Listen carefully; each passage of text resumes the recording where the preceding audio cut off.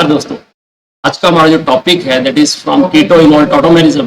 और keto enol tautomerism में हमारे पास जो क्वेश्चन है कि हमें बताना है कि इनोल कंटेंट जो है तो इन कंपाउंड्स में क्या ऑर्डर होगा। ठीक है, तो सबसे पहली बात कि कीटो, ये सारे कीटो फॉर्म में, ठीक है ना। एल्डिहाइड और कीटोन दोनों को कीटो फॉर्म बोलते हैं। सी डबल बॉन्ड ओ होता है ना। और इसके बगल वाला कार्बन जो है उसके ऊपर कम से कम एक सैचुरेटेड अल्फा हाइड्रोजन होना चाहिए, तभी इनोल बनता है। ठीक है, वो तो कंडीशन है। कीटो इनोल टॉटोमेरिज्म कब होता है? जब सीओ के बगल वाला कार्बन जो है, अल्फा कार्बन बोलते हैं, ये हाइड्रोजन हो। ठीक है ना। तो यहाँ पे अल्फा हाइड्रोजन है, तो इसलिए ये ऐसा बन जाएगा। This is called enol. ये कीटो फॉर्म है, दो it is aldehyde, but CO को रिस्पेक्ट में बोलता है वो कीटो, और ये होगी इनोल। तो इनोल कंटेंट कब बढ़ेगा? जब डबल बॉन्ड की स्टेबिलिटी बढ़ेगी, या फिर ये जो OH है कहीं और हाइड्रोजन बॉन्डिंग में इन्वॉल्व हो जाए, तब इनोल कंटेंट बढ़ता है। ठीक है, अब हम देखते हैं। सबसे पहले हमने इसका बना दिया सेकेंड वाला। अगर मैं सेकेंड वाला देखूं, CH3 C double bond O CH2 C double bond OH, इस C डबल बॉन्ड O के रिस्पेक्ट में भी अल्फा है, इसके रिस्पेक्ट में भी अल्फा है। बट ये वाला जो है ना मोर प्रोन होगा, मोर एसिडिक होगा, क्योंकि दो CO है ना बगल में, और ऊपर से डबल बॉन्ड बीच में होगा। मोर substituted double bond is more stable. इसलिए जो इनोल फॉर्म बनेगी इसकी, वो बनेगी CH3 C double bond O, और ये एक H शिफ्ट हो जाएगा, बनेगा CH डबल बॉन्ड COH, और ये H। तो देखो, इसको मैं अगर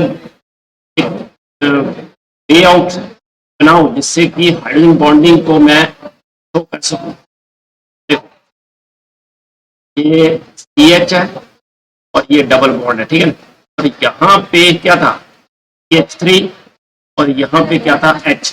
यहाँ पे हाइड्रोजन बॉन्डिंग बनेगी। का मतलब अगर मैं इन दोनों को कंपेयर करूं तो इसका इनोल कंटेंट ज्यादा होगा। क्यों? क्योंकि एक तो यहाँ पे जो OH बना, that is involve in intramolecular hydrogen bonding with C double bond O। तो इन दोनों में कंपेयर हो गया कि अगर मैं इसको फर्स्ट बोलूं और इसको सेकंड, तो सेकंड का enol content is more than first. क्यों? कि सेकंड जो है उसमें OH is involve in intramolecular hydrogen bonding. अब मैं तीसरे की बात करता हूं, that is CH3 C double bond O CH3।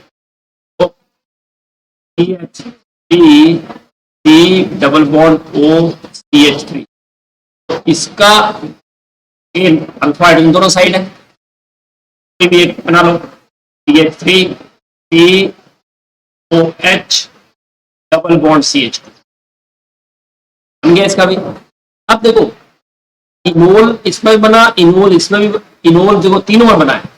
ये फर्स्ट ले लेते हैं, तो मैं सेकंड ले लेता हूं, और इसको क्या करता हूं थर्ड।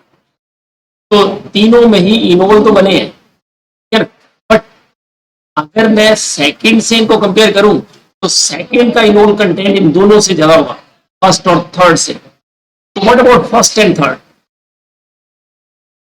सेकंड तो ज्यादा हो गया फर्स्ट और थर्ड से।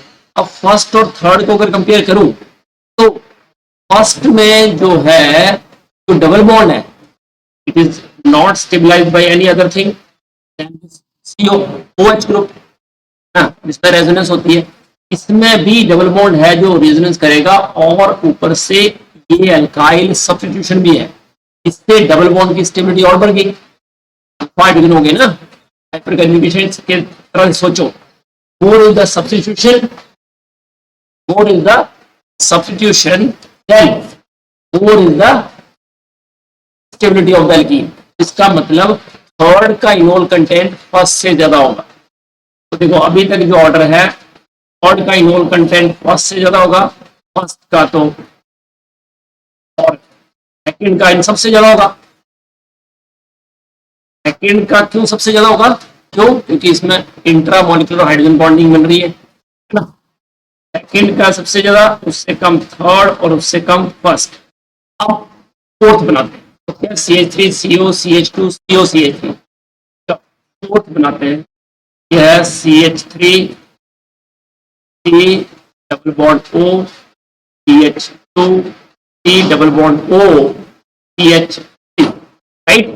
तो इसका मैं अगेन ये अल्फा हाइड्रोजन, वैसे तो ये भी अल्फा है ये भी अल्फा है, पर बीच वाला मोर एसिडिक होगा, ये मोर इन प्रोन होगा फॉर्म इनोल, तो इसलिए ये बनेगा CH3 C double bond O CH double bond C and OH, right. 1,3 shift होता है और ये बना देगा इंट्रा मॉलिक्यूलर हाइड्रोजन बॉन्डिंग। बनाना है इसको और ऐसे लिख सकते हो, C double bond O OH C और ये CH डबल बॉन्ड, इधर भी CH3, इस साइड भी CH3। अब देखो, अब मैं फर्स्ट सेकंड और फोर्थ को कंपेयर करता हूं, दोनों में ही इंट्रा मॉलिक्यूलर हाइड्रोजन बॉन्डिंग बन रही है। देखो फर्स्ट में और सॉरी सेकंड में और फोर्थ में दोनों में इंट्रा मॉलिक्यूलर हाइड्रोजन बॉन्डिंग है, ये फर्स्ट और थर्ड से ये दोनों का इनोल कंटेंट ज्यादा होगा। बट अब फोर्थ और सेकंड में किसका, आई थिंक अब आपको दिमाग में पिक्चर बन गई होगी कि इसमें जो है एल्काइल सब्स्टिट्यूशन है, एल्काइल सब्स्टिट्यूशन की वजह से डबल बॉन्ड और स्टेबल हो जाएगा, बॉन्डिंग तो हो रही है intramolecular, at the same time यहां सब्स्टिट्यूशन है, यहां पे एल्काइल सब्स्टिट्यूशन नहीं है, ठीक है। तो दिस तो इनोल कंटेंट और बढ़ जाएगा। इसका मतलब हम अगर चारों को कंपेयर करें तो सबसे ज्यादा इनोल कंटेंट होगा फोर्थ का, एक कम सेकंड का, शायद दिख ना रहा हो, इसलिए सबसे ज्यादा फोर्थ का, उससे कम सेकंड, उससे कम थर्ड और सबसे कम फर्स्ट, ये होगा ऑर्डर ऑफ इनोल कंटेंट। ये दोनों पहले वाले क्यों आगे आए, क्योंकि इनमें इंट्रा मॉलिक्यूलर हाइड्रोजन बॉन्डिंग बन रही है। इन दोनों में से भी फोर्थ क्यों आगे आया, क्योंकि उसमें साथ में अल्काइल सब्स्टिट्यूशन भी है। फिर इन दोनों की बात करते हैं, इन दोनों में भी इनोल तो बनेगा, बट थर्ड में अल्काइल सब्स्टिट्यूशन की वजह से जो है इनोल कंटेंट थर्ड का फर्स्ट से ज्यादा होगा। That's it. Thank you so much for watching this video. Do like, subscribe and share my channel. God bless you all. Happy learning. Jai Hind. Jai Bharat.